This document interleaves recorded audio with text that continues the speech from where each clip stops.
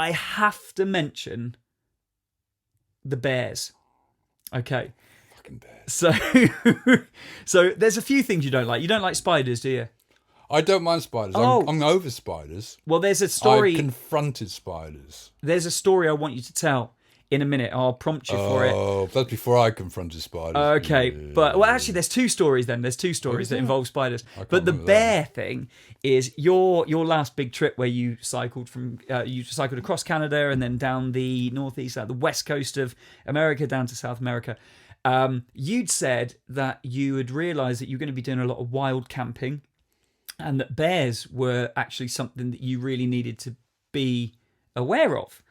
You've got your bear spray. You even went to like a bear. Did you go to a thing where they taught you how to act if you see one, etc.? Yeah, it's like an instruction thing, and I went to that. It's a fucking waste of time, that was. Well, the thing is, on the face of it, it was all very educational, but nobody, I don't think, that was attending it was cycling through Canada on a bicycle and going to be camping in a tent. Yeah, so afterwards, I went up to this guy after everyone had gone, "Wah, wah, wah, wah, very good, thank you very much," and walked off, but in a Canadian accent. And I said, "Dave," I don't know if his name is Dave. I was just going to say, was his name Dave? I'm not sure. Oh, okay. But I called him Dave. I called him. For the purpose of the story. Yeah. Well, no, that's what I said. Oh, you called him Dave? Yeah. I said, "Dave," I said, "Mate," I said, one thing you've omitted to say, you said you do this and that situation, that and the other situation. I said, what happens if you're lying in a tent at night and a bear comes up, a grizzly or, whatever, and starts trying to get into your tent or prodding your tent? Do you shout, "Hey, bear," like you would as you're trekking through the forest? Sure. Or, would you curl up into a ball?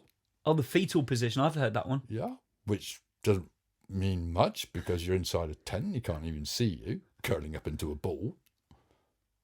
I said, "What do you do?" He goes, "Well, to be honest, I'm not sure." I said, What accent was that? I'm not sure. That was a Welsh guy who spent a little bit of time in Florida during his teens. Okay. And I shouldn't have tried it. I really should have tried it. That was the worst Canadian accent. I'm so bad at accents. What do they do say A? They say A quite. That's a good one, A. Don't they say A quite a lot? No, that's New Zealand. Oh, okay. Now I look stupid. Now you look as bad as I did. And I am the worst at accents. Thank God I found someone who's even worse. I'm just really glad I've got that recorded. That, you can edit it out. I'm keeping that in. No, I'm keeping that in. But anyway, he had no idea what to do. No idea. So, yeah, that was crap. Well, before you went, was it before you went? Or no, it was while you were away, I think.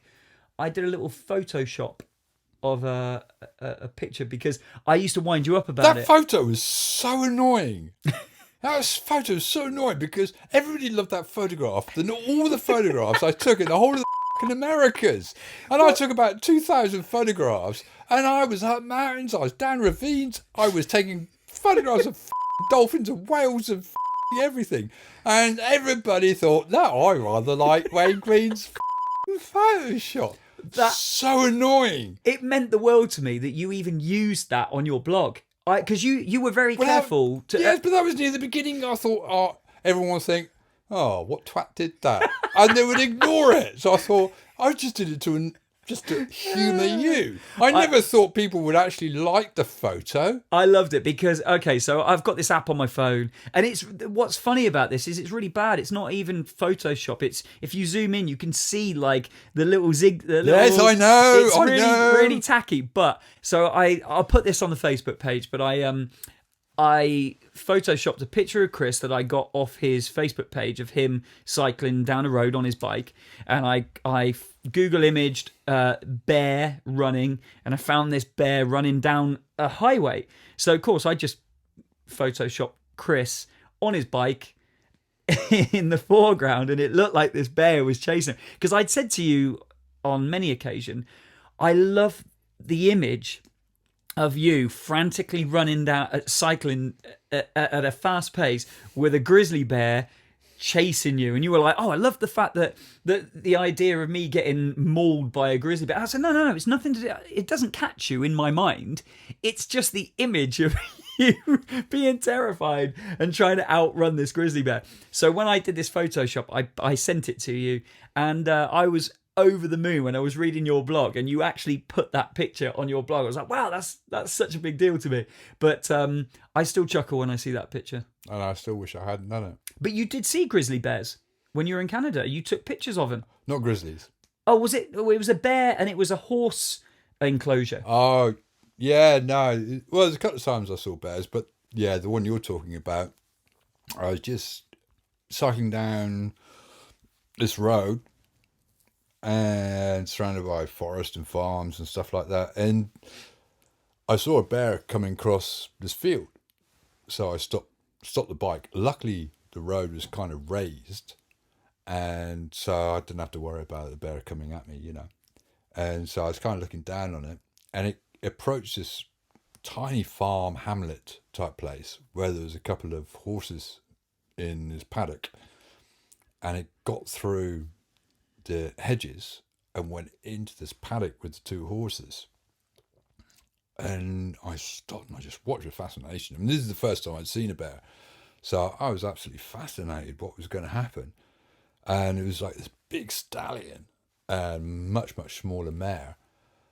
And as soon as the bear came into the paddock, they started screaming. I've never heard a horse scream before. I think I've heard of horses screaming. I think I've heard of other people describing it, but I'd never actually heard it. And it was almost a human scream, but it's so loud. And particularly the stallion was screaming at this bear. And they both ran to the corner of this paddock, and the bear kind of stopped and looked at them for a bit and then started marching towards them. And you could almost imagine what they were thinking. Because I was high up on this road, I could see the whole thing play out without thinking about my safety, worrying about it or anything. So I didn't have to I wasn't panicking. I was just very calm, just watching it. And you could kind of see what they were thinking. You could see that the stallion was stood in front of the mare, shielding the mare. As this bear came towards it, it was screaming and screaming, obviously frightened. But then it must have come to this decision that, well, I either attack it or get attacked. You know what I mean? It was fight or flight. It had no chance of flight. There's nowhere to go. So suddenly the stallion put its head down and just charged at this bear. And the stallion was much bigger than the bear because the bear wasn't fully grown. And it was a huge horse. It was massive. I've never seen a horse so big. It was massive. And they charged at each other. So the bear started running towards it as well.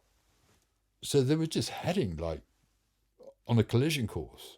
And it's like, Christ, what the hell's going to happen?